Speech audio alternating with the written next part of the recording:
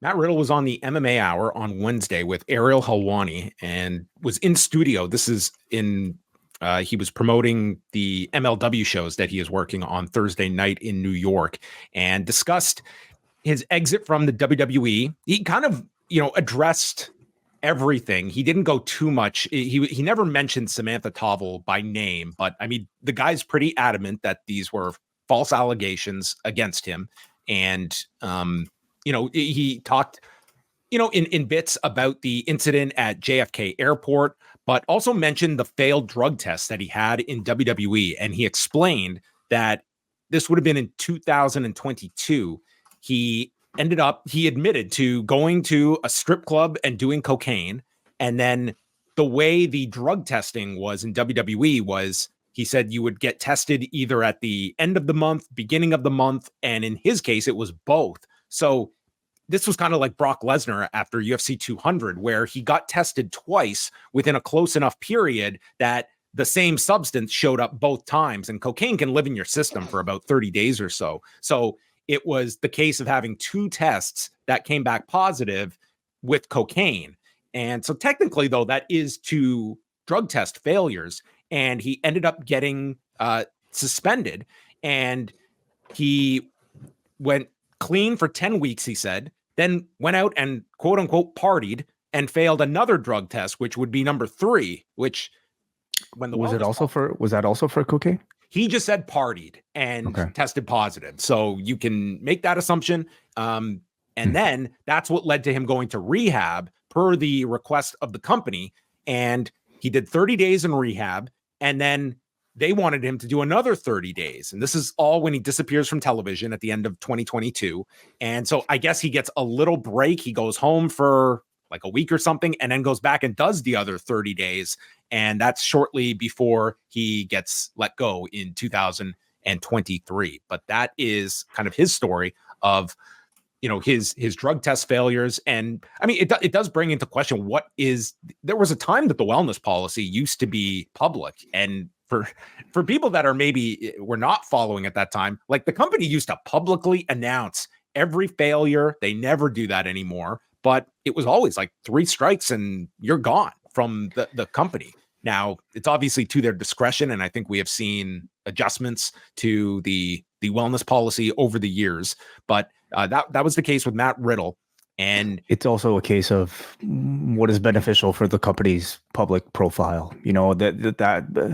All those announcements came at a time when I think they really wanted to make sure the audience and the public knew that they were testing people in the wake of Benoit and everything. And Eddie, and Eddie, and publicizing the fact that you are testing very sort of strictly and suspending people was good PR. And then it maybe got to a point where announcing suspensions became bad PR. And I suppose we're in that space right now. Yeah. I don't know how much more you go into the allegations against him, other than, I mean, he was very adamant that these were not true. And also later, he did note the fact that he doesn't have any, this was in relation to talking about the Vince McMahon stuff, that he doesn't have any NDAs out because he's never needed to have any NDAs. So, I mean, if that was a question that people had, if you recall, Samantha Tovel filed her suit and then dropped it about a year later. I mean, that was just a line that Matt Riddle put in there, that there are no NDAs out there. If anyone was, curious about if she would be allowed to speak about anything.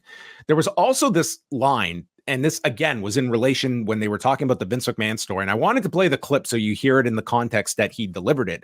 But this was Ariel asking him about Vince McMahon, and if people in the locker room, if there were whispers about Janelle Grant, if people were aware of things that were going on. And this is Matt Riddle's answer, and we'll react to it after. Was this something that, did you ever hear about this relationship, or were there ever talks of it, whispers, rumors about him doing stuff like this. Even some of the other accusations. Like, did the boys in the back know about this? I've never heard anything about Vince. I've seen certain people, I'm not going to mention names, but I've seen certain people make passes at certain female talent by saying, come to my locker room or et cetera, kind of like that creepy kind of thing. And at least the woman I talked to didn't go and was above that. She's a stallion and was like, I'm not doing that. But here's my number, come to my locker room. Now, and that's where it ended, but it could have escalated. Sure. And if that person was in fear of their job or wasn't as over as they are, they probably would have went there because they didn't, what am I supposed to do? Damn, I probably would have went there. I just need the job.